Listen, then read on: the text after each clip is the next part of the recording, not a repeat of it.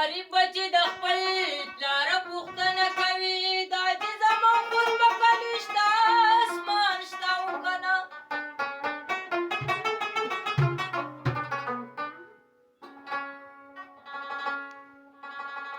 د یو ساده دهقان دغه تپوس مې چړی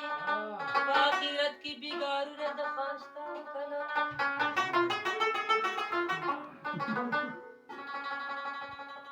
زما د لاس بنګړي مات لړي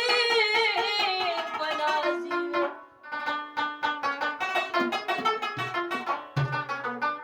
یا غزاله مینه کیسه ګټه ده